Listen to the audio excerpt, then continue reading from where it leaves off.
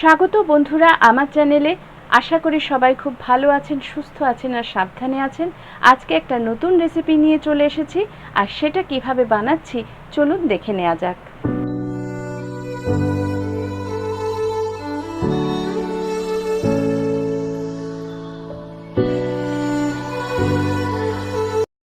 এখানে আমি 3টে মাশরুম নিয়ে নিয়েছি। মাশরুমগুলোকে আমি ভালো করে ধুয়ে জল ঝরিয়ে রেখে দিয়েছি।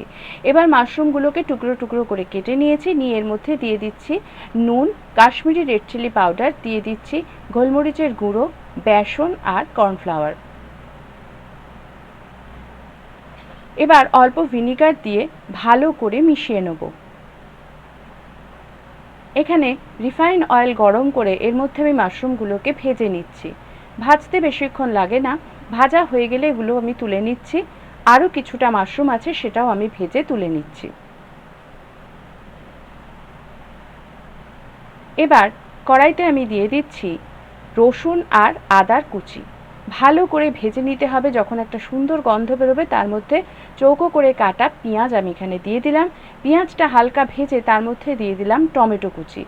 এবার এই দুটো ভালো করে ভাজা হয়ে গেলে এর মধ্যে আমি পরিমাণ মতো নুন, হলুদ আর কাশ্মীরি রেড চিলি পাউডার দিয়ে দিলাম।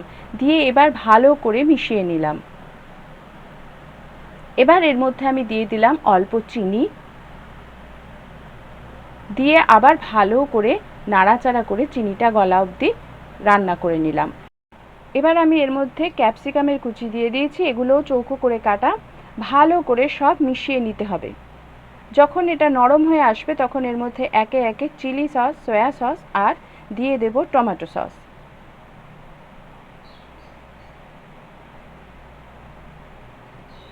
এবার সমস্ত কিছু উপকরণ ভালো করে মিশিয়ে নিতে হবে।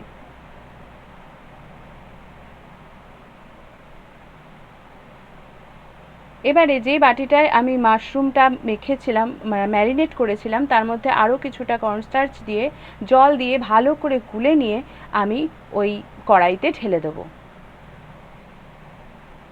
ঢেলে দিলাম। ঢেলে দিয়ে এবার ভালো করে মিশিয়ে নেব। এতে গ্রেভিটা কিন্তু ঘন হবে। তো এবার গ্রেভিটা খুব ঘন আমার তো দরকার নেই, সেই জন্য আমি অল্প পরিমাণ জল দিয়ে দিলাম। দিয়ে এবার একটু রান্না হতে দেবো।